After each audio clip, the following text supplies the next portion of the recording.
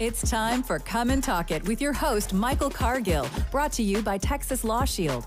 Over the last decade, Michael has championed and supported the rights of law-abiding Texans to own and use firearms. He is the owner of Central Texas Gun Works, a veteran of the United States Army, and has achieved national exposure in such prestigious media outlets such as Forbes Magazine, Fox Business News, CNN Money, AOL, BBC World News, Huffington Post, and the New York Times. Cargill vigorously defends lawful gun ownership in this country without regard to party politics. And now, here's Michael Cargill. Good day, Austin, Texas, the live music capital of the world. Let's praise the Lord and pass the ammunition. All right, so SHOT Show 2023 is behind us, and we've got some new products to talk to you about in reference to SHOT Show. Also, Atlanta. Man, they got riots going down in Atlanta. Antifa strikes again. And California, there's a shooting in California. Is it domestic? Is it a mass shooting? Is it domestic violence? Is it gang related? We're going to find out here. And also, man, I want to talk to you about news all around the country. Do you know the Austin airport confiscated a record number of guns in 2022? Man, it seems like every airport in the country, the unlawfully, people just carrying guns through security has increased. What is so difficult about carrying a gun at the airport and following the procedure? My goodness, I went to Las Vegas and came back and I carried my guns with me. Why is it so difficult to follow the rules and the laws? I just don't get it. Also, going to talk about something going down in Dallas. And man, we got a lot of Texas stuff. Iowa. Something happened there. There's a Dollar General clerk. Going to talk about that. We're going to go to Louisiana a little bit. But we got a lot to cover as far as the SHOT Show and some new products and what's going on in 2023. But first, I want to talk about Atlanta. Hot Atlanta. Riots going down in Hot Atlanta. Man, Harvey Lee, what's going on in Atlanta? It is something fierce. So we see riots happening in Atlanta right now. And essentially, it broke out over, like you said, Antifa, leftist style activists. And the story is actually pretty interesting. Apparently, the way it starts is the story is about a 26-year-old activist named Manuel Esteban Perez Terran. And so essentially, they were camping outside of an enforcement training facility, where they were, essentially trespassing. So the officers were trying to get these activists out of the way. And this activist, 26-year-old activist. Now, what kind of property was this they were trespassing on? Let's see exactly. So the officers spotted someone in a tent outside the woods, outside of, what was it? It's a training facility. They're trying to build some more onto it as well. What is it?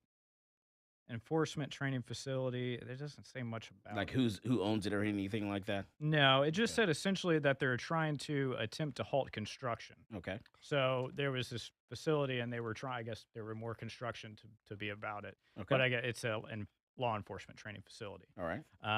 And so obviously leftist activists are not crazy about law enforcement, so they're trying to stop this construction of it.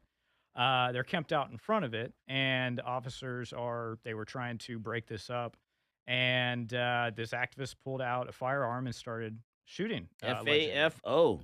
FAFO. Yeah. You wonder why cops want to be militarized. I'm sorry.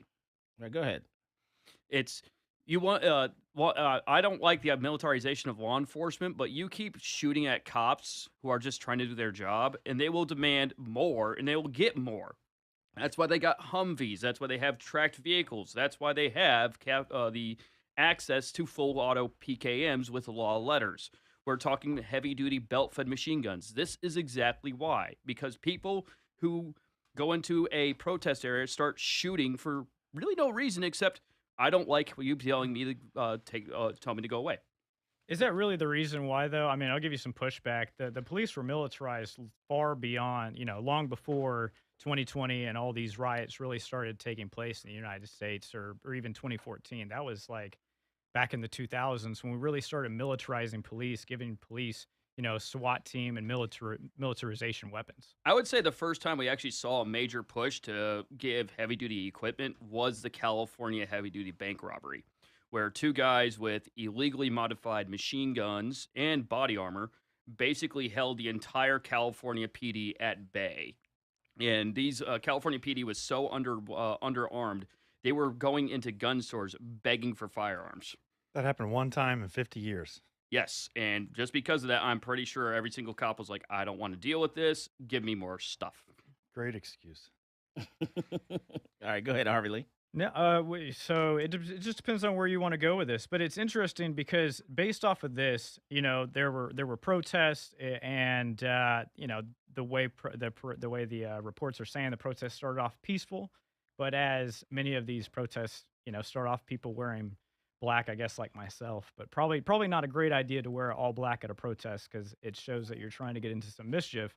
Because not too far later, Well, I just can't get the black off my skin. I don't have a choice. yeah, that that's a different option. Well, I mean, come on, they're leftist activists. Wear some rainbows, right? Okay. Identify yourself, I guess. Apparently, I don't know. Fox News was saying that this is a they them, activist, and someone who is non-binary. So it's interesting. Maybe wear rainbow instead of all black.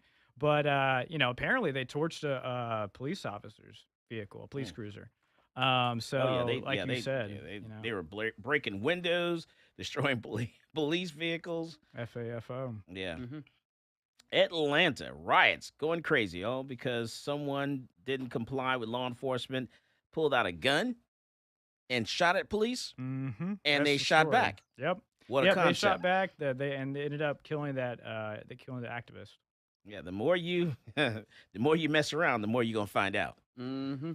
All right, and also we come back from the break. I want to talk about California, this mass shooting. We need to do a little research on that real quick and find out what's going on with California, because it looks like to me they kind of don't know. At first, they didn't know who in the world committed this shooting, but now seems like they have a person of interest. Maybe they surrounded this person. Maybe this person's dead at this point.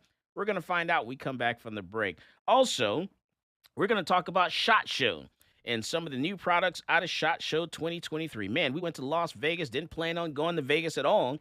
At the very last minute, we decided to go to Vegas and do a ton of interviews with every media outlet that we can podcast, that we can grab a hold of, and talk about the Cargill versus Garland lawsuit. And so how that lawsuit is going to affect the brace. Everyone's all uptight and panicky about the brace, which you really should be, because now if you tell the ATF that you have a brace and you're requesting a tax stamp, you are telling them that you have a brace. Okay, now they're gonna know, and you're in possession of a prohibited item now. So you're telling them that you're committing a crime, and you're requesting, the tax stamp. So you're in the catch-22. Are there some other options? Can we just what about bringing the brace into the gun store and let the gun store hold on to it? Just the brace itself. We're going to talk about that. I'm going to find out from some attorneys. We come back from the break. This is Michael Cargill, and you are listening to Come and Talk It. Peace, this is Maj Toure. You're listening to Come and Talk It Radio with Michael Cargill. Man, we went to a SHOT Show, got a chance to talk to NAGR, NAGR, and then we also talked to the National African American Gun Association, NAGA. And I'm gonna tell you, it was very exciting talking to NAGR and NAGA. So you waited until the break, until we're off air to say that. Huh? Yeah, man. So I sat down with NAGA. We chatted. He took some pictures and stuff like that, and then I went over there to NAGR. We talked to them as well. It was exciting. It was the first time I ever gotten together with NAGA and NAGR all in the same place. Wait, so break it down real quick, Michael. Who are these people? So NAGR, they're a group. They have some people in Texas, in other states, and they're the National Association of Gun Rights. Yes, sir. And so so they, push for campus carry and things of that nature. So that's NAGR. And then you have NAGA. Well, they're the National African American Gun Association, which are, comprised of African Americans or blacks, or however you want to say that, who support the Second Amendment. So I like all these organizations. I like NAGA and I like NAGR. I'm telling you, I just go back and forth. I have to say, it sounds like NAGR is a bunch of naggers about the Second Amendment. Yeah, that's right. And so the NAGAs, but just really enjoyed. I really enjoyed that little segment. Also, please, for the love of God, if you're going to get on an airplane and you're sitting at the terminal, do not. Hold on. So when we come back from the break, I want you to tell everyone what happened. We're on our way back from Las Vegas at the airport, because I was thinking, Michael Cargill always misses all the good stuff. Yeah. I swear. So I'm like, man, can I put some? I just didn't want to put some stuff together. Can I? Excuse me, can I tap in? Can I handle this situation for you? Let me handle it, please. Just tap me in. I can handle this guy. Man, we're going to tell you what happened at the airport just before we're getting on our flight going from Vegas back to Austin. We can't even make this stuff up. It's insane. Nope. Neither can you make up almost bumping into or getting run over by Iceman Chuck Liddell as you're walking down one of the aisles over by the Palmetto State Armory booth. Nice. And then do we have any details of California at all? Yes. Drivers found dead. All right, so we got some more details? All right. Woo, Thomas. Okay, what we got here? My limited understanding of the situation in Atlanta is stupidity fueling the outrage. Cops clearing out a homeless camp, and someone takes the cops under fire. So it's a homeless camp? No, they were camping out in front of the facility. Okay. It was basically a camping protest, but within the actual facility limits. All right, so so it was the group trespass. All right, so the group supporting them, called the Police Murderers. The actions of the police are further development of the police state. Rules apply to everyone else but me. Cop City. Don't forget about that bank robbery pair who warm body armor. That's right. Yeah, that's what you were talking about. Yeah, the California cops. It was like 91 or something. 81 also led to the militarization of the FBI after they lost 7 officers because all the officers were using 38 snub-nose against a pair of armored carjackers using a Ruger Ranch 14 and a sawed-off shotgun. All right, hold on. We're coming back from the break. All right, hold on. Welcome back to Come and Talk It. And now here's Michael Cargill. All right, so we're back and we're going to talk about the SHOT Show, but you know what? Got some funny stuff to tell you about. All right, so, and I want you guys to think about this, and I'll ask you this after this next thought here. Billy Carr says, could be wrong, but I thought militarizing police started in the 60s with the creation of SWAT units back in the 60s. So think about that. But you know what? We had an interesting incident happen on the way back from Las Vegas from the SHOT Show. So, I went to get something to eat, luckily, or not luckily. And so something happened at the airport, at the gate, before we were getting ready to board. Matthew, take it away. So this is post-SHOT Show. So we're everybody's just I got clear of security first. Mike gets in. And here's this because I have guns, I have to get through security, so it takes me a little longer. Yeah, he's one of those guys. But anyway, so there's this weird gentleman just sitting there, and he's asking the flight attendant weird questions, like the questions you normally don't hear like people what? being asked. Give me an example. Are you here to help people onto the plane and get people attended onto the plane? That's obvious. You're the gate attendant. That's your job. How does one who goes up to a gate not know this? What else did he say? That's not too odd. Yeah, he was also like, well, I'm a grifter. I constantly cannot figure out where I want to stay. I don't really have a place called home at the moment. I just call Austin my residence. It's like, are you a street person? Do you actually have an apartment you live at? What sounds like some city municipality may have bought this guy a ticket to Austin. Hey. Okay, now, my bad. Please, for the love of everything unholy, holy, or whatever you believe in, do not holler out at the top of your lungs for half the airport to hear, God bless Vladimir Putin at the baggage at the gate area. Really? That makes everybody stand on edge as to, are you going to try to pull something on the dang plane? So you mean tell me this guy, so while I was getting food, decides to yell at the gate before getting on the plane, thank God for Putin. It was with this. I'm gonna try to do the accent as best I can remember it, and pardon me if I butcher it, but God bless Vladimir Putin. I think you've lost it on that one. Everybody just was on edge. I was like, am I gonna have to help wrestle this guy out from trying to get a bat? Like one of the people, is he gonna cause a ruckus on the aircraft? Is he gonna try to do something stupid on the aircraft? So that's when they call for the police.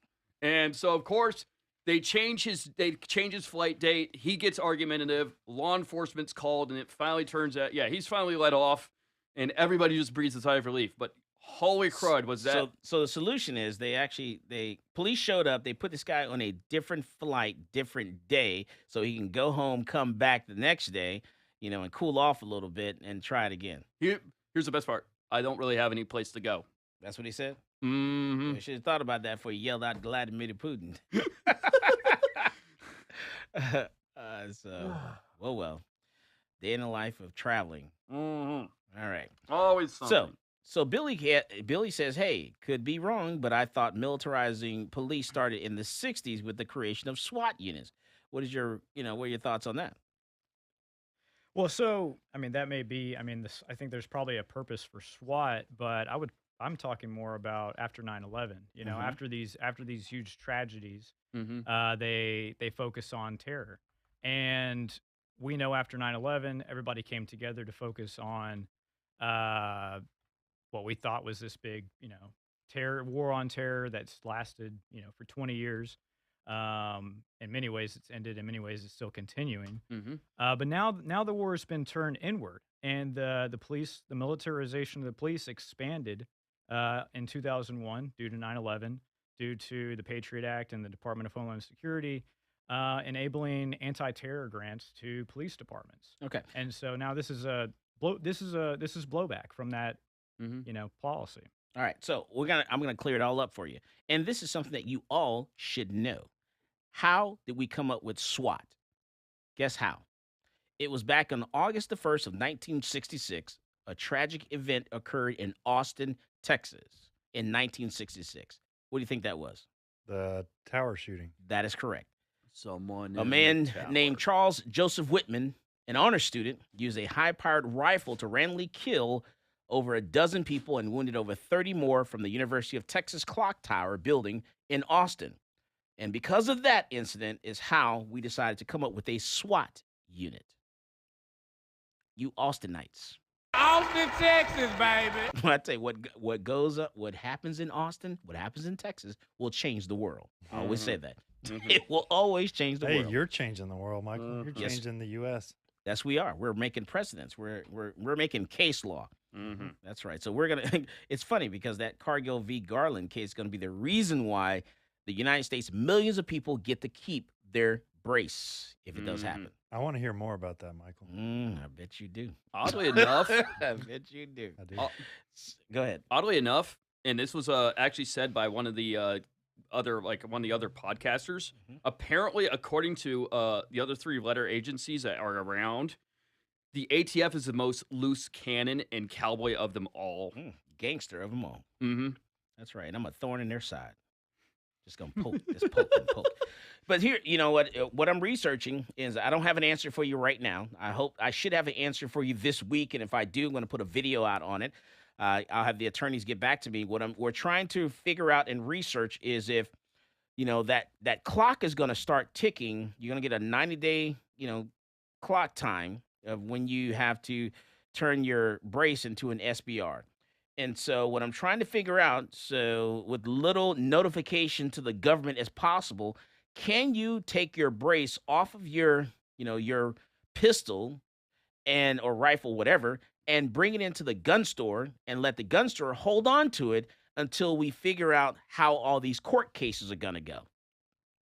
And so it's going to have to be a type 07, gun store that has a SOT, and see if you can just drop it off. I want to make sure that, we're not violating the 90-day, we're not messing with anything there. And I'm waiting on the attorneys to get back to me. They're researching this right now as we speak. So that may be an option. I'm not sure.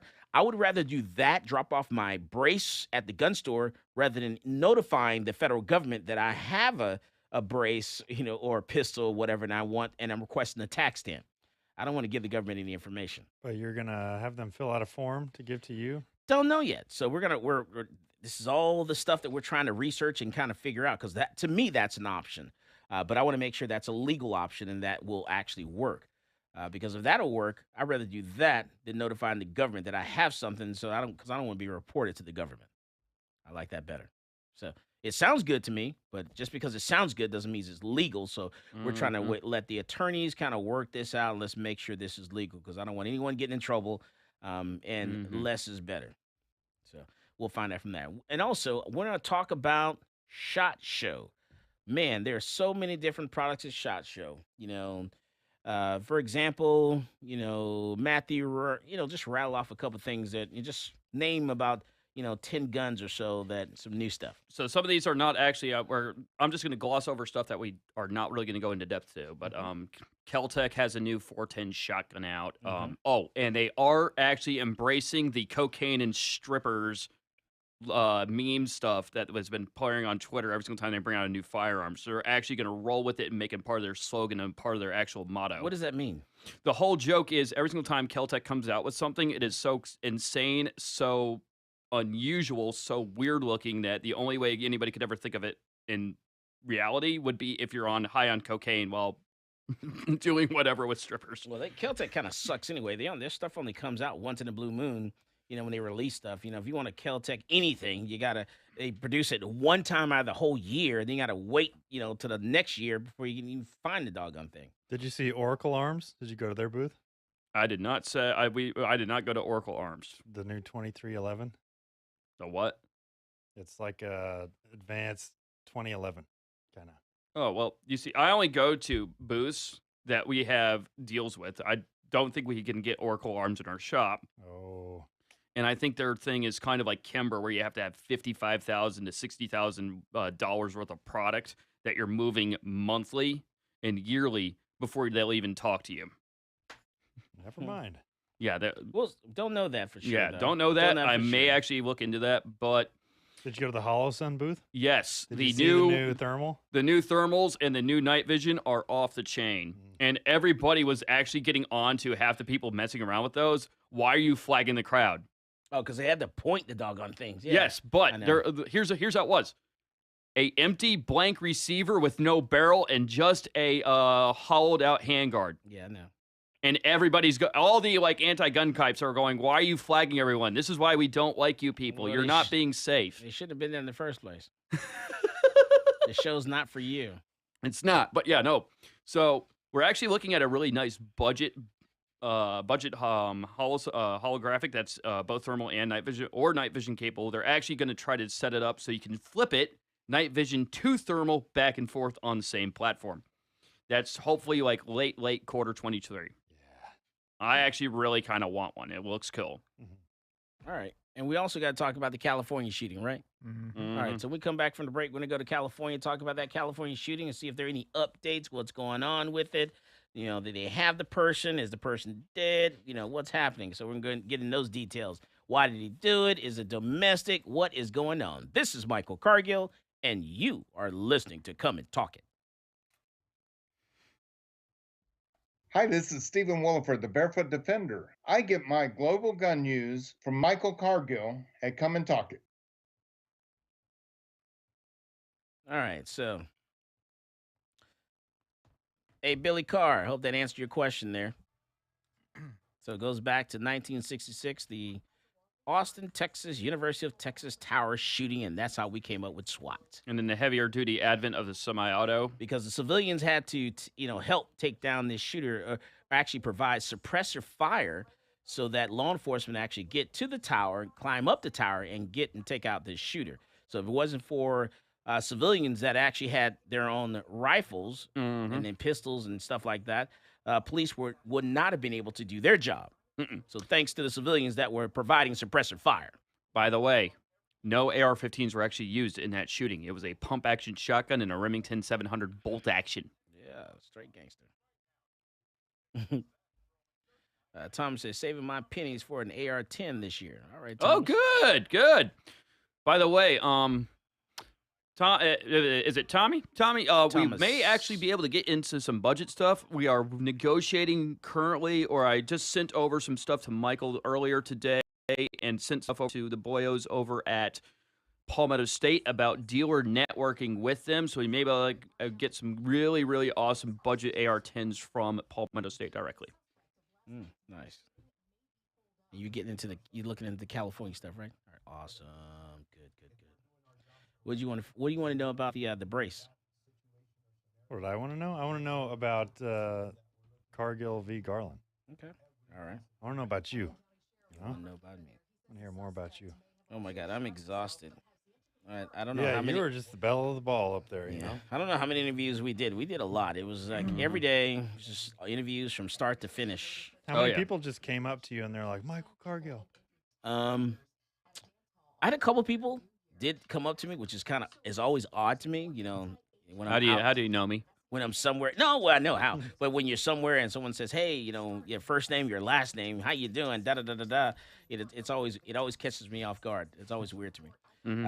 But then for the most part, the media, I actually had to introduce myself to the media and tell them, "Hey, I'm Michael Cargill, Cargill v. Garland." Welcome back to Come and Talk It. And now here's Michael Cargill. And we're talking about SHOT Show. We're talking about, man, all the interviews I had to do at SHOT Show. It was actually exciting. A lot of interviews, talking to a lot of different media outlets from all around the country, Washington State, Oregon, all the way over to New Jersey, New York, and all that good kind of stuff. So it was actually pretty exciting chatting with people all around the country and talking about gun stuff and talking about Cargill v. Garland and how Cargill v. Garland is going to set that legal precedence. It's going to be that case law that everyone's going to use to just pretty much shut down the ATF. Basically saying, hey, ATF, you cannot write law. So as we move this case to the Supreme Court, and let me tell you guys how this is going to work. All right, so the Cargill v. Garland case currently right now only affects Texas, Louisiana, and Mississippi. Now, what's going to have to happen next, there's two options, two directions that this case can go. So the court is going to they're giving the government 45 days until they release, I forget what it's called. They're going to release something within 45 days. And if the government actually notifies the court prior to the 45th day that they want to ask for a stay and appeal this case to the Supreme Court, then it goes directly to the Supreme Court. And the Supreme Court decides what they're going to do. If that 45 days goes by and the government does not request, the stay, and the government does not request, it to be appealed to the Supreme Court, then what's going to happen is this case goes back down to the lower court, and then it has to make its way back up again. And so we're going to see which direction the government's going to take. And I think it's peculiar because the government decided on January 13th, prior to the SHOT Show, that they were going to, enact the brace ban. So, I wonder if it's just a direct, slap in the face to you. Okay, you won your bump stock thing. Let's go after braces and see what you do. Now, the government's really slow in how they respond to anything. I think they're planning on dropping this the weekend before SHOT Show anyway, just to say, to the people at SHOT Show, by the way, Good point, too. Yeah, we're coming for you. So I think they had this planned out all the, makes sense, the entire time.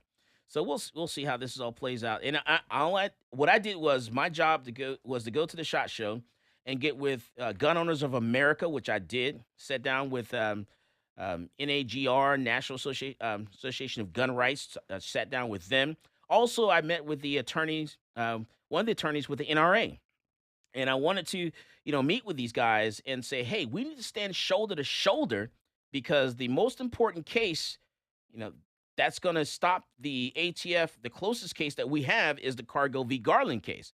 And if everyone stands in support of the Cargill v. Garland case, then we can shut the ATF down, and it's not just about the ATF. My whole message to the SHOT Show and attendees and the press was that it's not about bump stocks. It's not about weapons. It could be any government agency. It could be the EPA. It could be OSHA. Whatever, Department of our federal government decides they're going to ban something, we're saying, hey, you don't have that authority. Only Congress has that authority. And we've heard of the Schoolhouse Rock song, and that is, a bill, it goes to a committee, they vote on it at the committee, it goes back to the House, the Senate, they vote on it there, it goes to the president, and then it becomes law. That's how laws are made, not because an agency within our federal government decides they're going to, enact something. That's not how it happens. So that's what this case is all about. And so we're pushing this case, hoping that this case goes to the Supreme Court, so that way it can affect all of the United States, not just Texas, Louisiana, Mississippi. We have set precedents in Texas, Louisiana, Mississippi right now. So in Texas, Louisiana, Mississippi, and by the way, I met the Mississippi governor, and I was like, hey, just so you know, I'm the one that got your rights back. He was at SHOT Show? He was at SHOT Show. Yeah, Oh, nice. Yeah, the governor of Mississippi. I love that. Yeah, so he was grateful. He was very nice, very awesome guy. And so, hoping that this case goes that direction. It's not just I just don't want it to affect just Texas, Louisiana, Mississippi. I want it to affect the entire United States, and that's what our goal is. Any questions about that? I like to ask my class that. Any questions? So don't get out your bump stock just yet. Please don't. Hold on to them real quick. Don't. And that's why I'm trying to find out about the brace also, because I want this case, to help. I want the Cargill v. Garland case to shut down what the ATF's trying to do with the brace. Exactly. So basically, you're trying to set that precedence Yes. that the ATF cannot just Be a cowboy when it comes decide to what they lawmaking. want and what's legal and what's illegal that they've already said was legal. Right. It And has not been legislated through those Congress. branches of government. that Correct. you were And once talking about. the Supreme Court has speaks about this, then we've set legal precedents, and then it made a lot easier in court because we can say, hey, let's reference Cargill v. Garland as to why they can't take my brace here in Texas. Mhm. And then the Fifth Circuit is going to agree, the Supreme Court is going to agree, and it makes it a lot faster, a lot easier to go through the process. I've had people reach out to me while I was at SHOT Show. They say, hey, Mike, can we, why don't we just not comply?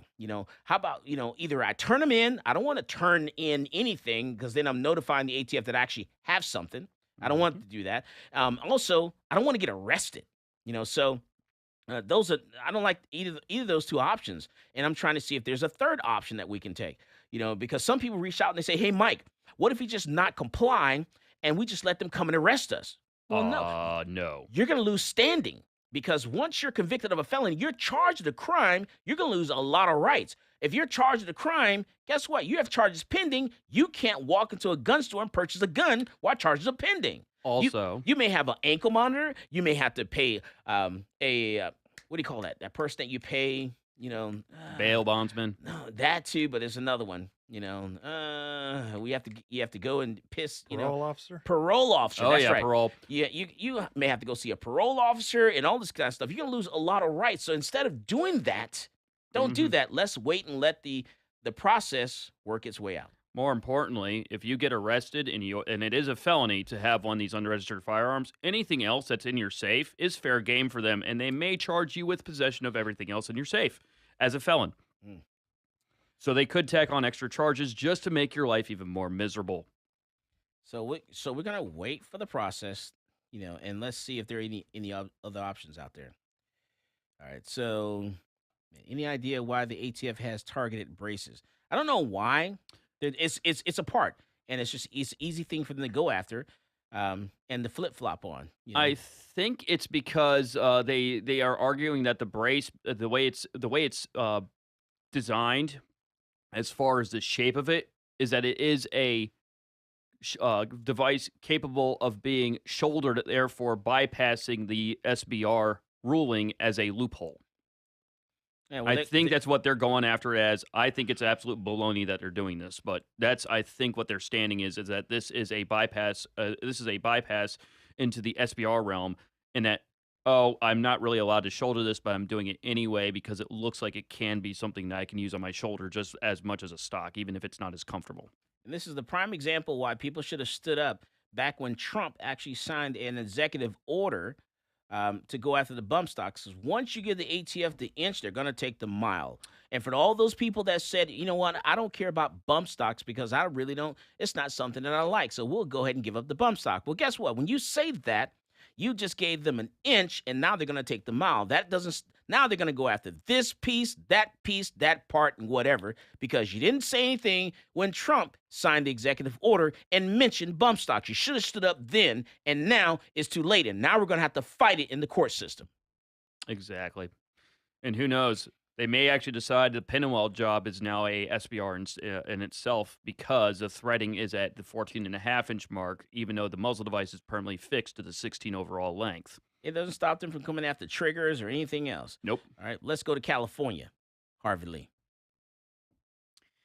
California. So, I'm hearing different things with the media. According to the Los Angeles Times, we heard about this dangerous shooting that was going down in California, claimed the lives of 10 people, and they were having trouble identifying the shooter. They still are not sure if they have identified the shooter, but they approached a van, and that's really where the story is at right now. But according to the Los Angeles Times, they said just before 1 p.m. on Sunday, the SWAT team swarmed the vehicle and smashed its windows in the parking lot. This is something interesting. It says at least 2 bullets were visible in the driver's side window moments before they approached. And they're also saying that he may have died of a self-inflicted gunshot wound. But there are shots through the window. I mean, that's a little interesting too. So, did this guy commit suicide? Is there someone else? Could this be the suspect? Really, we're unsure at this point. Okay. More info needed. So Yeah. we don't know yet. There's not enough. Yeah. There's so, all sorts of stories flying around, but what we do know is there was a mass shooting in California. 10 dead, 10 injured, or something to that effect. Yeah. Mm-hmm. Wow. And this was what kind of event was this? Lunar New Year party. Lunar New Year party. And I read somewhere they suspected that it was domestic. Is that true? The suspect is Asian man. I mean, like domestic violence, or just they're saying domestic as in he was a U.S. citizen, not a foreigner. Is that what they're saying? Maybe. Oh, okay. I don't know. I just have to read through these keywords and read through the lines here what they're actually trying to say. Absolute confusion right now. I think there's so much confusion that there's the rumor mill is causing the media to do their usual thing of jump to conclusions. So he's probably going to die Right. because he's not a white male, most likely. Yeah, I mean, it's also happened in California. That doesn't really match their narrative, but Yeah, because they have strict gun laws in California. Right. Strict of gun laws in California. Mm-hmm. Gosh darn it. Yeah, this will die quickly. So sad. We come back from the break. I want to talk about Austin. We're talking about the airport. I want to talk about people taking guns through security at the airport. Hold on. And somebody why, and just why 2022? Why is it so bad? and somebody actually tried to bring a Carl Gustav anti-tank launcher onto the air through TSA security checkpoint. We don't know if it was the actual tuber or if it was a operational device, but yes, a Carl Gustav recoilless rifle. When was that? Not sure which airport, but holy crud, that's hysterical that somebody would actually bring the big honking missile launcher All right, thing. well, pull that up. Pull that up. I need to know. I need to know what airport. When did it happen? I want to make sure that wasn't a year ago, 2 years ago. I want to make sure it's kind of recent. All right, we come back from the break. Going to talk about that and more. This is Michael Cargill, and you are listening to Come and Talk It. This is Coley on Noir, and you're listening to Come and Talk It with Michael Cargill. All right. No pun intended. Let's see. Any idea why they? Okay. Oh, this was 4 days ago. Crab Metro says it because it's easier than coming after handguns. No pun intended. Yeah, so here's the fun part.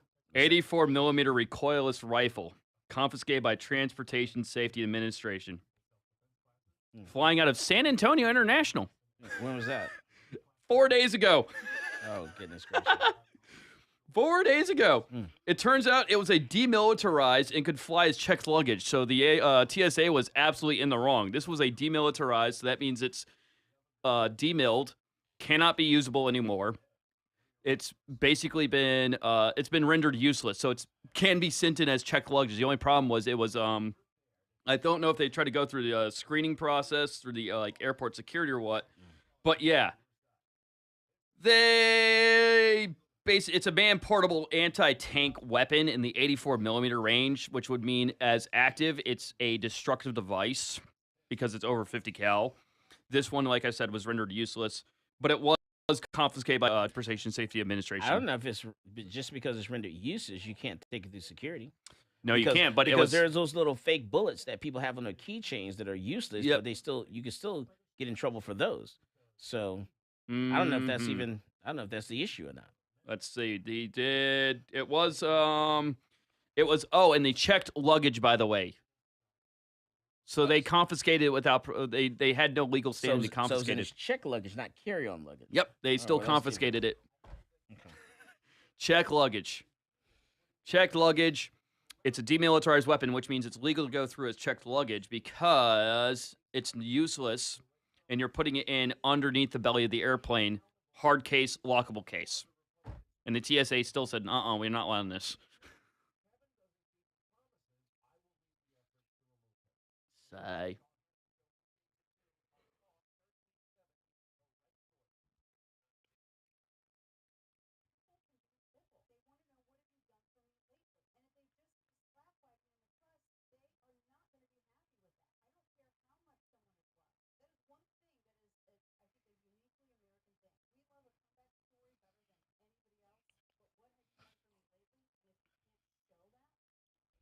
Did you have to open your gun case for them at all?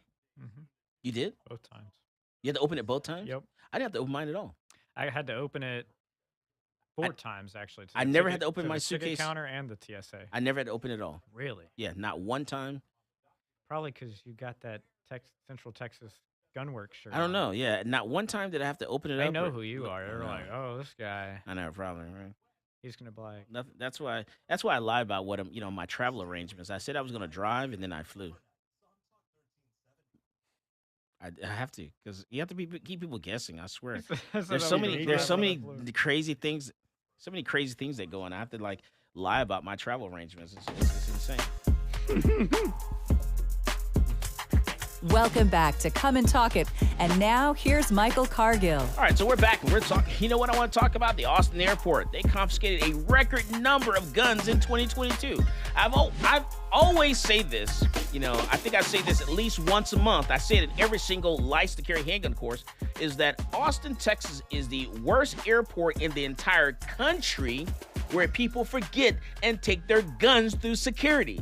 The worst in the entire country is Austin, Texas, Austin Bergstrom Airport. So let's get to the details of this. All right. So security found 150 firearms in travelers' carry-on luggage at Austin Bergstrom International Airport in 2022.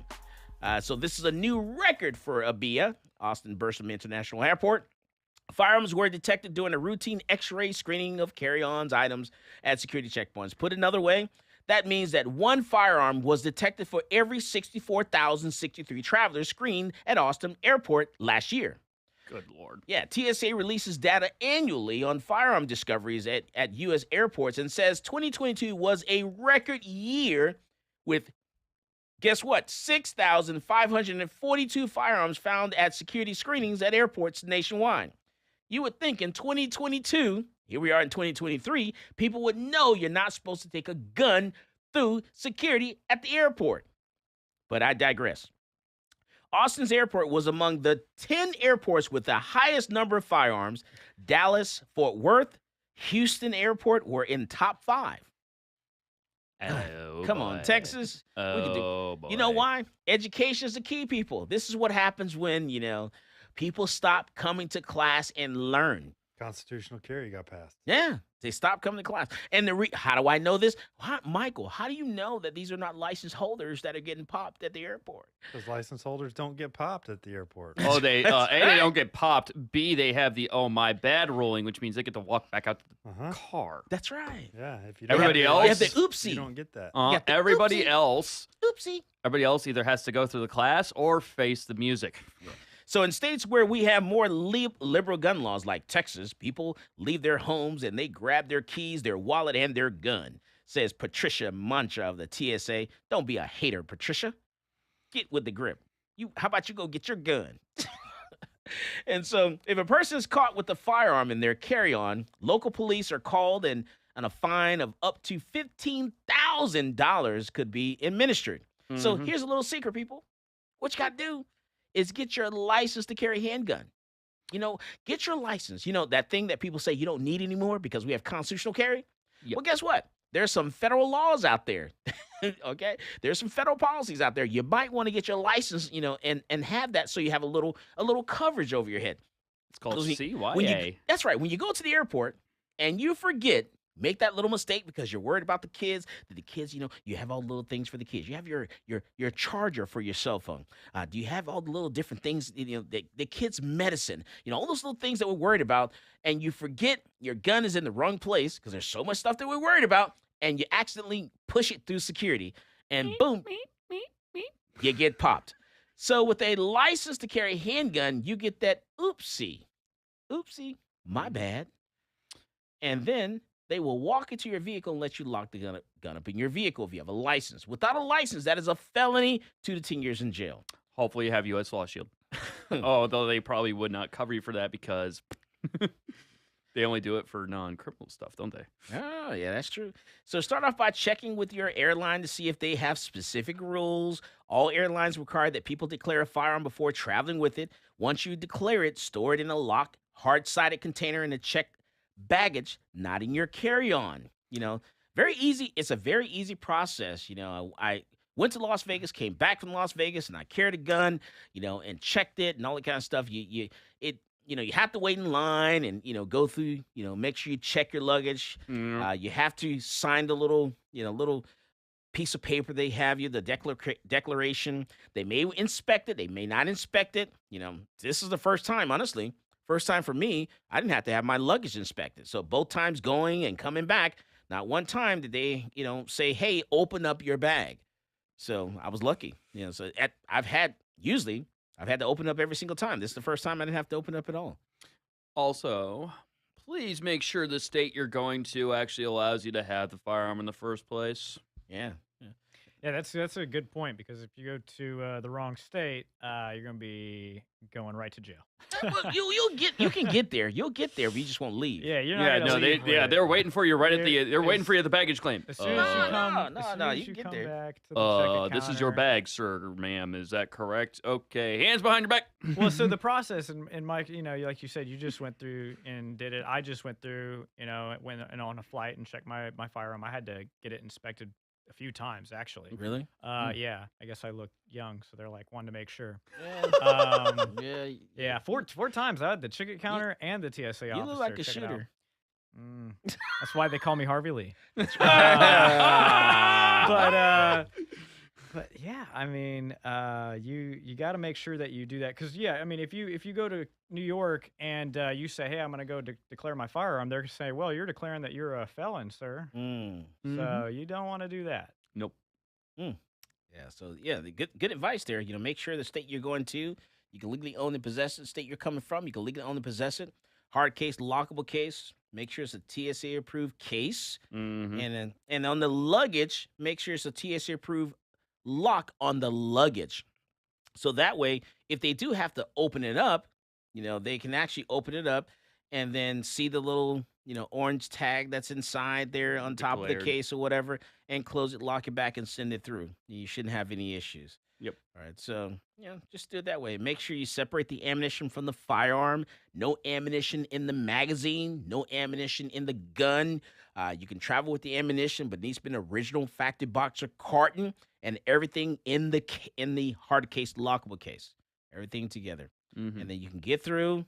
You go what you need, do what you need to do, and come on back. Yeah, get there a little early, and it'll be a much easier breezy. process. Yeah. If you fly Spirit, go double early because I'll tell you, there's a reason why Spirit they wear boots because they have to put their foot in a lot of customers, 3-point of contact. God bless Vladimir Putin. Did you fly Spirit? We flew Spirit. Please, never ever again. Ever, No. Why would you do ever that? fly. Say it one more time. Why would you do that? I don't know. I will never ever fly Spirit again. Well, how much was the bottle of water again? $4? $4 for water. $4 You for can't a even get biscuit. a glass of water. Oh, wait, $4. Cash is not accepted. Card only. And God forbid, your bag is overweight. Your bag's overweight. You can't even bring a bag. $79. You can bring a bag. No, you have to pay for it. $79. You just have to pay for a bag. And if it's You overweight, have to pay for a carry-on. if it's $79. Yeah. What you do is you do what I do. You pack for 2 days only in a backpack that can get folded down to what looks like a fanny pack. You need to hit me up next time you go on a trip. I got you on logistics. Never, ever That flying was a Spirit terrible again. idea. Yeah, never flying Spirit. No. It was a last minute trip. Yeah. Last minute, arrangements. Never again would I ever fly Spirit. Not Spirit, not Frontier. I guess that makes okay? sense. It was That's last right. minute. Heads up. That's right. That's not Spirit, not Frontier. We're gonna plan this sucker out next Delta time. or Southwest? American Airlines, because they That will too. throw That's you what I'm off. saying. America. No, just Delta or Southwest. Southwest got some really nice onboard entertainment. Yeah, well, Spirit, you don't get nothing. I mean, you're Nope. packed in tight. Your knees Sardine are against can. the seat in front of you, and the stewardess and stewards are wearing boots so they can kick you off just in case if they Oh, need it gets to. better. Yeah. What is it like? The old deck chairs that are just like semi-padded. They're metal seats with a little bit of cushion on them. It's like the C-130 plane seats. yeah, they're awful. No, worse. Speaking of C-130s in military, have you heard the meme about the BB-44 USS New Jersey? No. A bunch of sailors. It's like it's a picture of USS Tracy. By the way, this is destroyer number 214. So here's where it goes. The naval sailors aboard BB-44 looking at the ever elusive DD-214 as it sails by. Do you want to know what some of the excuses that people used at the airport as to why their gun was actually in their luggage? Oh no. Okay. My wife packed it for me. Worse. My 3-year-old packed my bag. How on earth? Wait, hold on. You just admitted that you have knowingly and unlawfully stored, possessed, or disposed of a firearm within reach of children. Hey, this is Texas. Toddlers are always packing. Don't make me tap the sign that is on top of our right in our front door. I will take a picture of that sign and I will post it on my Twitter page. That right there. I don't know how you make up that excuse about your 3-year-old got a hold of your firearm. I'm sorry. Yeah, that's And terribly let me irresponsible. tell you, and we came back from SHOT Show. We bought all types of trinkets and all kinds of things back, and we had them in our carry-on luggage. But we made sure that we didn't have a knife, no scissors, no baton, no bowling pins, none of that stuff.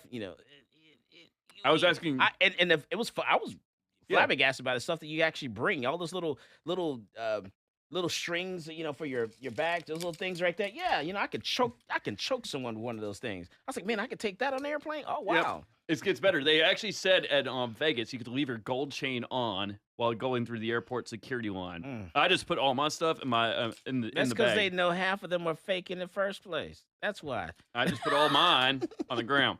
And you're flying with Spirit. They know your gold is fake. Mhm. I'm just keeping it real. All right, so we come back from the break. We're finally going to talk about SHOT Show. We're going to give those updates to the SHOT Show. Oh, yes. Talk about different changes, some different new guns out there, new products, all that kind of stuff. Man, we're going to talk SHOT Show 2023. It was fun. It was fun. A lot of stuff to see, a lot of stuff to get to, so many different booths. Man, I'm telling you, my feet were tired. At the end of the day, I actually had to soak in a bathtub of some warm, soapy water to relax and get ready for the next day. We come back from the break. This is Michael Cargill, and you are listening to Come and Talk It. Yeah, I will say this this. is AWR Jerry Hawkins, Mikulik is Breitbart one News. cool You're cat. listening to Come and Talk It with I have Michael a photo Cargill. of me and him. Nice. And I have his autograph and his wife's autograph. Yeah, I absolutely had to stop by the Mossberg. Oh, he was at the Mossberg booth? Yes, he was at the Mossberg booth. Who's this? Jerry who? Jerry Mikulik, the fastest shooter finger in the world. I know ladies around that booth. Jerry Mitchell, she's got a I'm cute just daughter, saying. too. Yeah. Fastest finger in the world. Fastest finger in the world. Ladies Holds like, the world. Ladies are like, oh, Jesus. Yeah. Holds the world record for 8 shots with a revolver on one target. It's, I think, 1.66 seconds. 2.61 seconds for a 6 shot with a reload, followed by another 6 shots with a revolver. Honey, let's go see Jerry Mickey lick. See his fast fingers. Yeah, no, I actually made a joke. I was like, the Mossberg simp meets Mossberg's top competition shooter. I wonder if you could shoot a cock action rifle. Like they say, if you can A cock action rifle? What'd you say? a cock action. Like Oh. if you can Cock action. What's a do cock that- action? I don't know, lever action. Oh, okay. Yeah, there you lever go. gun.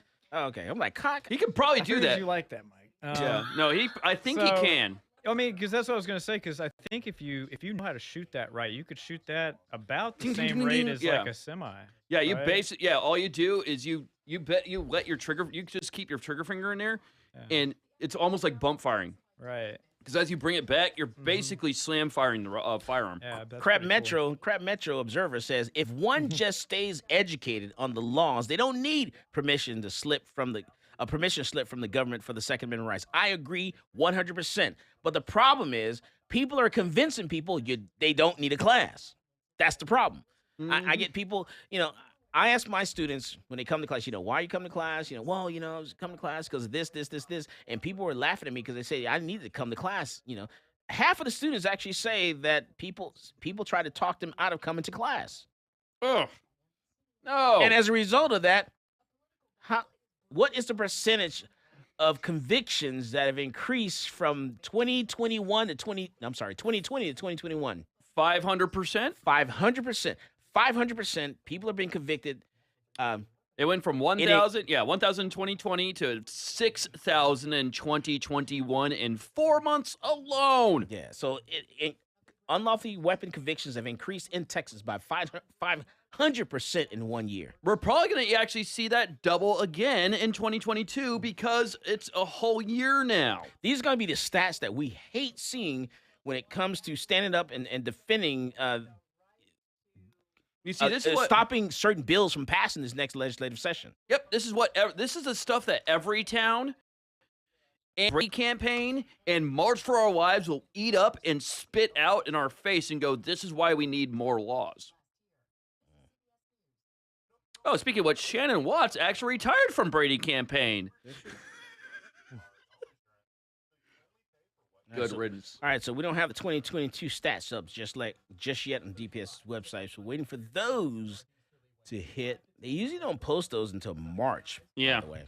So we may have to wait all the way until March before we see those. Oh, hang on. I need to send one more thing to you all.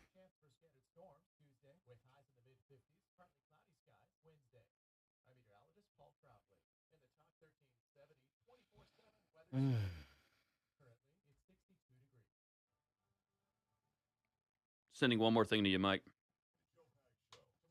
Almost forgot about this puppy. It's too late.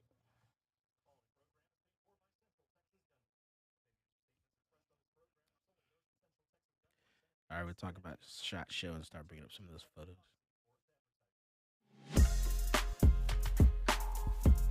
Welcome back to Come and Talk It. And now here's Michael Cargill. All right, so let's talk about SHOT Show 2023 and some of the new products out there. So, Matthew, let's start with some new products here. All right, so I just sent you something that Magpul is introducing along with Zev. Too late. Don't have a picture of it. Go ahead.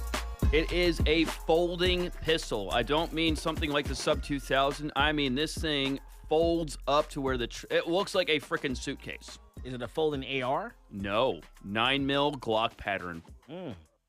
So this thing, you hold the carry handle. It looks like a little laptop with a carry handle. Mm-hmm. You push a button and the whole thing flips out. You have it's basically it's crazy looking.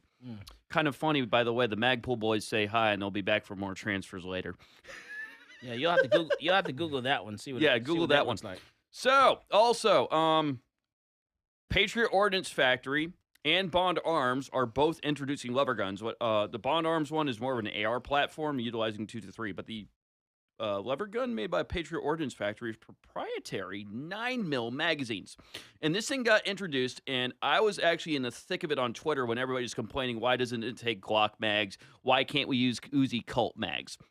Consider this. It's a lever gun, so you have to have that proper throw in order for the lever to be able to actuate. You have a Glock or a straight mag, there's interference. So what they did was they already have a 9mm on the market. The Phoenix with their own magazine looks very much like a CZ magazine. So what they did was they just dropped that in, changed over to the lever.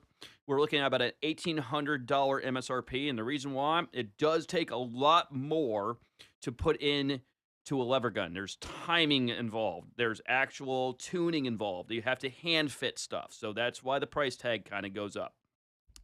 Rock Island has just introduced one of the craziest things I've ever seen. Can you say square peg with a round hole? Mike, can you say square peg with a round hole? Square peg with a round hole. Yes, that is what the barrel exactly looks like. It is a square peg with rifling. It's called the Rock Island 5.0 ST. And I can say that sober. I bet I can say that drunk better. But yes, no, this is a linear barrel, square barrel. And it's an unusual firearm. I mean, the locking lug comes completely off the firearm, holding in the guide rod and the guide rod spring. This thing is insane. The trigger is 2 pounds, single action only. 2 pounds single action, but it's a full length of travel, so they have it almost like a very, very super lightweight double action trigger. Yes, that thing looks crazy. I want one. I also stopped by this is the what? This is the Rock Island 5.0 ST. Also note, kind of underneath, is a Bursa Thunder clone. Yes, Rock Island's are introducing their own Bursa Thunder 380 clone. Bursa. Mm-hmm. Bursa Thunder. Yep, 380 clone. Also, I hope they can put these out, because they take a long time to put out other Bursas. Mm-hmm. Well, this is Rock Island, not Bursa guys this. So okay. These guys are better. Also, I talked to the general plant manager of Rock Island. They're only making 100 of these STs at a time because she was very adamant. I want to make sure these things are perfect before they leave my factory. I am not going to let anything leave my factory I am not satisfied with. Great. Mental notes. Let's wait until the 1,000 rolls out before we grab one. Got it. Okay, go ahead. Also stopped by the boys over at High Point. Unfortunately, no, we are not going to ever see High Point parts kits. That's for your 3D printers out there. I get it's always on Twitter. This is waiting for the 999th day for. If you can't afford to go buy the whole gun all over again and use it for parts, that's exactly what they said. You want High Point parts kit? Buy the High Point and throw in the lower. Exactly. Just buy another High Point. People kill me spending money to repair guns when it's cheaper for you just to buy the gun brand new. Well, these are the guys who want to experiment with the 3D printing stuff, so they actually want the parts kits so they can drop in their own specialized lowers and stuff and kind of 3D print their own parts and kind of see what works, what doesn't, so they really don't want the whole gun. But still, it's kind of just easier to buy the whole gun, take it apart, that way you also know the internal workings kind of thing. Having said that, the new YC9, a.k.a. Yeet Cannon 9, that was introduced in 2019-ish. Yeet Cannon. It's finally coming. We're going to see it Q2 of 2023. And this sucker, unlike all the other High Points on the market right now. You said, is this the Yeet Cannon G1? This is the Yeet Cannon Gen 2. Gen 2, okay. This is all the actual YC9. YC9. This thing looks like it's straight out of Cyberpunk. It is also optics ready with a Picatinny rail, meaning if you really want to do that cringe meme of dropping an EOTech onto your High Point, now you can easily drop an EOTech XPS or 558 A65 with magnifier onto your High Point. Okay, look, people, let me tell you something. So if you're excited about the High Point Yeet Cannon YC9 G2, just give me your man card right now. Because I'll tell you right now. The thing is too bulky. I want one. You might as well just use it to throw at someone, beat him with it, rather than just shoot the doggone thing. My goodness. That is a piece of crap. Okay. I do not like High Points at Better all. for pistol whipping, okay? Right? Yes. They're built like tanks. We only sell those to dumb people. I still consider them was to be a tanks. bad dude. I'm telling you right now. Okay. And then when you go to the range, I'm telling you right now, you stand at the range. Every time you get to the range, you're trying to qualify, and you're using one of these High Points. I'm telling you right now, they malfunction. But I am still buying one. Okay, I forgot that was the name for the High Point, so I started looking it up, and I was like, oh, I thought this was going to be something cool. I'm like, this is a freaking High Point. Yeah, it's a High Point. I was like, oh, no, the Gen 1s are attacking me, but I love the Gen 2s. They have to name it Yeet Cannon. They also came out with a 10mm JXP-10, so now they have a JXP-10 as a 10mm handgun. Okay. So that's kind of big for all those who really want an inexpensive 10 millimeter. Yeah, I use it to rest my feet on top of. Oh boy. So you know about the new. Speaking of red dots and stuff, you know how everybody likes to mount red dots on semi-autos and rifles, right? Right. How about revolvers? Okay, I saw that. Yes. So normally you'll see those on like your big hunting rifles, say the BFRs and the 30-30 and your hunting 44s. What about a subcompact 2-inch barrel 6-shot 38 special? You're just being lazy, okay? Because first of all, revolver, it's you need to focus on the sights. Revolver is going to be different from shooting a semi-automatic, a handgun. Okay, your front sight is totally different. It's a typically a tall front sight, and your rear sights are usually really small. So now it's like we're going to get to the point where if something happens, we're at that point where, what do you call that when that strike that happens that takes all electronics? What is that? EMP. EMP. We have Your EMP's dead. You have an EMP strike. You're not going to be able to use your iron sight. So I don't like all these red dots and all this stuff. I'm old school. Well, apparently Taurus does because they have introduced I'm a crotchety old man. They have introduced the 856, the 605, the 942 Toro models. These are your subcompact kind of carry revolvers with red dots already as a part of the package. All right, so what does this thing look like? What does this red dot on the revolver actually look like? It actually It's a hollow doesn't sun look right on the too top. bad. So it's a hollow sun. Okay. Fixed right on top of the frame. People always shoot worse with red dots. I shoot way better with a red dot. You do, but most people, when they're coming to class, they shoot worse. Well, you see, it's No because way. they haven't. Yeah. When they break halfway through, they tend to shoot better. Mm-hmm. It's because what they do is they don't really train to get that sight picture and presentation properly, and so when they it takes time for you. There's a learning curve on red dots, but once you get it, it is so much faster. Okay, all right, so much faster. Faster is not everything. That's Sometimes true. Smooth is slow, slow is smooth, smooth is fast, right? Sometimes we like it when it goes slow. I'm just saying. He's like that with me at the shop all the live long day. Matthew! Come on, man. Matthew! The Matthew, are you done yet? Producers over there laughing and chuckling, trying to hide behind the monitor right now. Now, I'm going to save...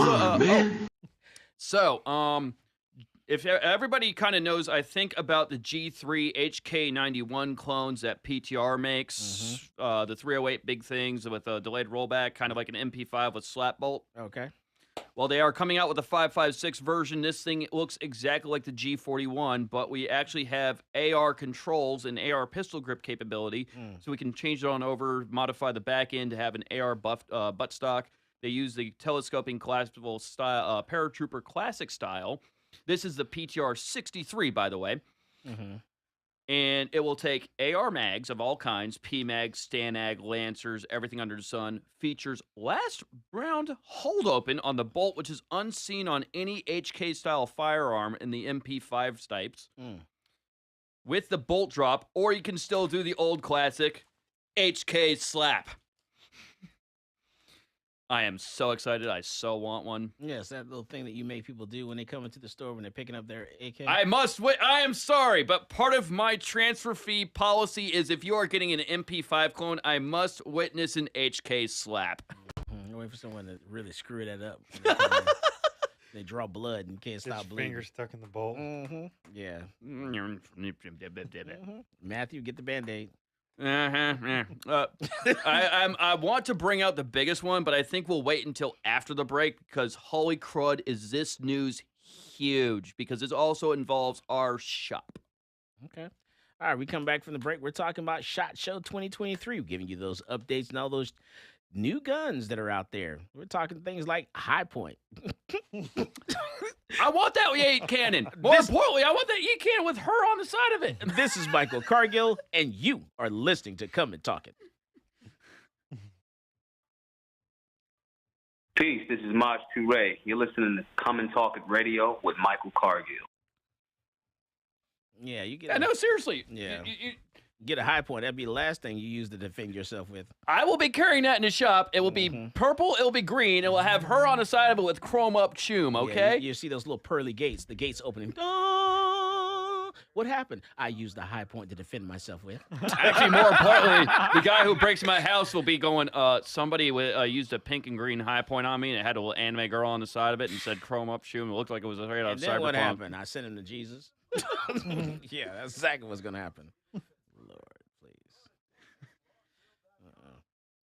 I think I threw it I'm at still somebody. getting my Rebecca build. Yeah. Yeah, throw it at somebody. That's about all. Use it as a paper. I'll be carrying that. I'll be trading out my PF9s for that high point YC, one of those high point YC9s. I'll be having her on the side of it. You're just having to live with it. Use it to hold all the boxes down for the trash to pick up. That's about all it's good for. Don't call me. Don't email me.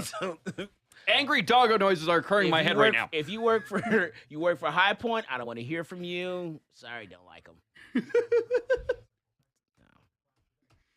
All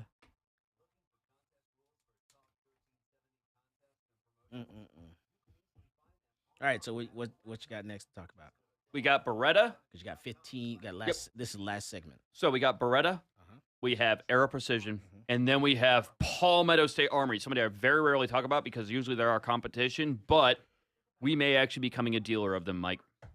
If you'll be willing to work with them, we can actually have dealer networking, and we can order their products for our customers. Yeah, we have the owner's cell phone number. We call her directly. We do? Oh, nice. Whenever we have any issues, we call it directly on her cell phone. I had no idea. Yeah, But no, I was talking to the marketing department guy, yeah. So we a can, lot of things you don't know we keep from you, Matthew. Cool, so we can actually order. Okay, so we can already order Palmetto State. Thank you for just letting me know this out of the blue. Not a problem. Baka.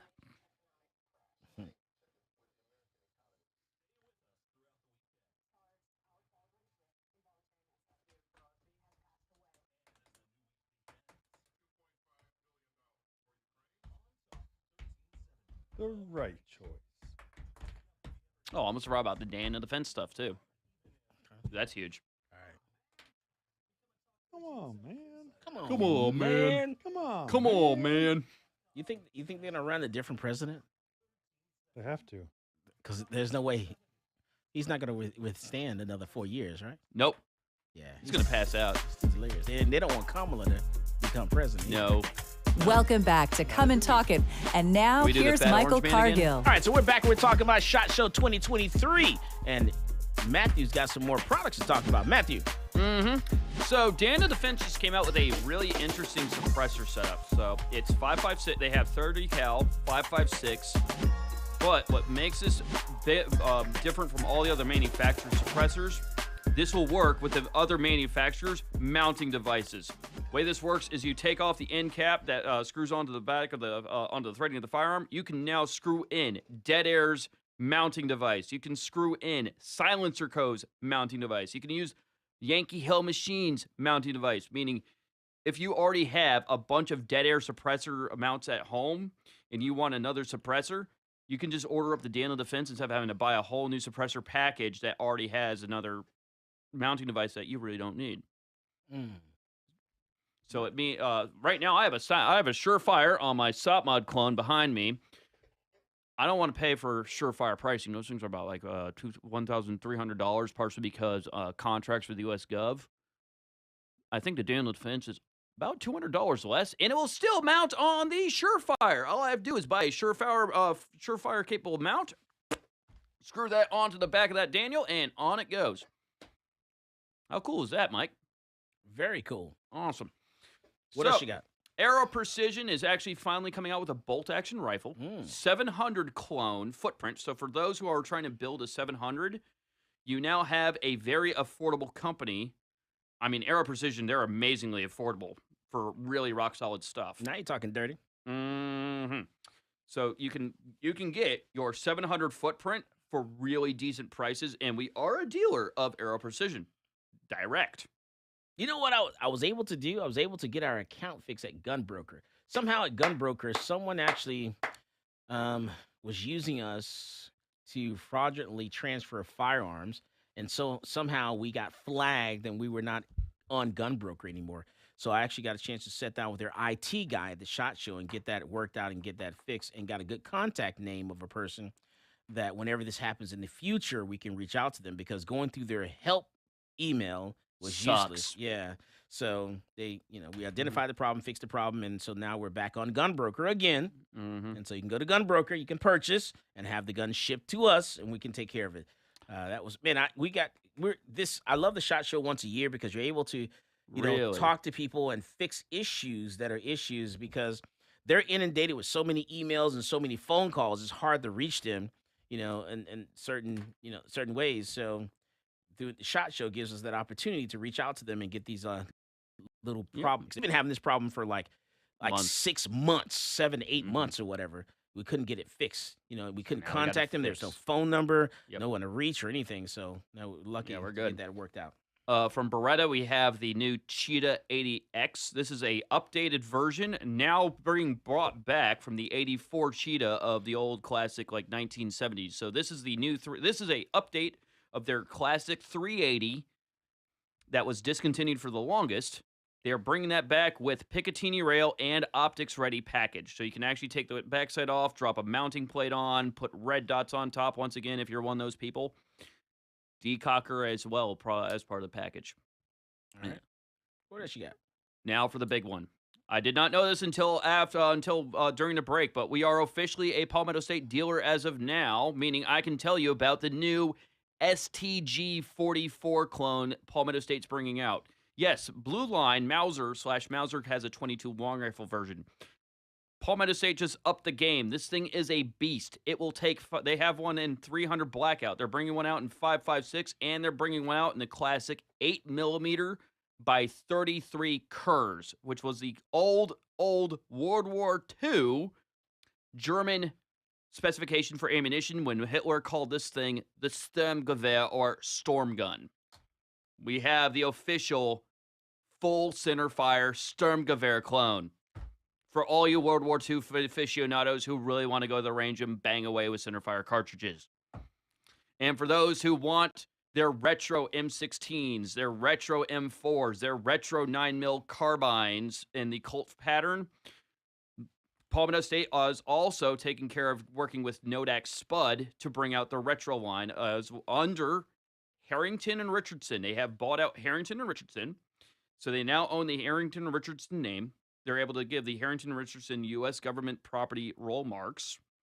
You can now have your classic M16A1, M16A1 C7s, M4 723s. We're talking the old like XM 117s that Bushmaster used to do with the 12.7. They're bringing those out at probably some not bad prices. Most of yours are going for about $1,300 to $1,400. We're at barely the $1,000 range for a retro build. So for all you retro folks, this is huge. Okay. We also have a Palmetto State dagger. Ooh, what is that? That is the Glock fighter. That is cheaper than the Glock, has a better trigger than the Glock, and somewhat better, and even a better grip than the Glock for less than the Glock can ever afford to make a Glock. What are you researching over there, Zach? I want to see this Hollow Sun. You want to hear more about that. One thing about Zach, I can look at him and I can tell, he's like out in space. He's latched onto something and he's trying to figure out a little more about it, and I could just see it. I could just see it in your face. That's $1,600, but they make a higher res one for $2,300. That's what I want. So I know that's what you want. So we need a test model. Be stocked up. We need a Yes, test we need a model, model. that we can use on Yes, one of just don't use it on a Glock 17 Gen 5. Glock is officially phasing out the 17 Gen 5 MOS package. It's They are not bringing for pistols, is it? It Isn't can it be a rifle. if you want it to be. It can be. What? It's small enough to be put on a rifle. It's huge. On a pistol. It's giant. You can still probably put it on a pistol. You get the proper mounting plate. You can probably put it on a that's pistol. like Michael's revolver with the red dot on it. Michael's not going to carry a revolver with a red dot. You don't put a scope on a pistol either. I've seen people have scopes on their I've seen it. revolvers. Yes. I've seen a scope. What was that? The that doctor guy has the 44 One of my- Magnum. one of my- Hadley, one of my Hadley doctors. Hendricks with no, the no, one of yeah, my his. Yeah. no, one of my doctors. Yeah, he has a revolver, a huge Not a revolver with 44 Magnum. with a scope on it. It's like, But the serious? 17 Gen 5 MOS is being replaced by the Glock 47, which allows you to jump between 19 and 47 slides. So That's because he's a doctor. He can afford to spend money on ridiculous things. Yeah. If I had that kind of money, I'd be spending money on ridiculous things. All right. Like that Sturmgewehr 44 clone. The ST-44. What's the German? That's STG 44, yeah. Okay. Sturmgewehr Model 44. Okay. Or 1944, if I think it's correct. But the Palmetto State Dagger, they've actually dropped that down into a size that will take the Glock 43 X mags. Okay. What else? And they have the Switch, which is just like the idea of the Zev and the P320, where you can change fire control units. You have the fire control units that's serialized. You change the grip package, you change the slide package, you change the barrel package once, and just the trigger itself is a serialized component. All right. Koenig has introduced the MC9. This is actually big. Koenig is a force to be reckoned with. Let me tell you. Here's They a have crazy. some really great guns. Here's a crazy thing about Koenig and that new MC9. If you're looking for something cheap, don't do High Point. Do Koenig. Not a big bulky High Point. Koenig. It competes with Glock. It's very sturdy, very strong, very reliable. Wait for it. great guns and Mike. cheap price. That Koenig. MC9 Hang is on, Mike. similar to the P365. Check right? this out. Check this out, both of you. So that MC9 is the same width as a 43X, and it will take the magazines of the full-size TP9 SFX in 20 rounds. It's the same grip width as all the other Koenigs. They just slimmed the frame where it meets the slide down. They slimmed the slide down to 1.12 inches wide, meaning it's optic ready. It's optics ready, meaning it will still take all the magazines of every single other Koenig on the market, including the subcompact, the Elite, the Mateys, the SFX. I'm gonna start carrying a Koenig now. The MC9 is perfect for you. Do that with the 20-round magazines. Nobody will ever want to touch you. Won't stop me. Won't stop you. No. All right. All right. Yeah, that guy. There was a video of a guy that was a cop. This guy had an accident or something like that. Hit someone's car. I forget where it was. And the guy was like on something, and the cop fired like 7-8 shots in this guy before it dropped him. Wow, this happened a couple days ago. That's why you need. That's why you need the more mags. Yeah, I think he unloaded like maybe 10 or 15 shots in this guy. It was quite a bit. In the end, it killed him. But the took a first while. few shots, it took a while, and they were point blank right in the chest. Boom, boom, boom. This guy was like, rah!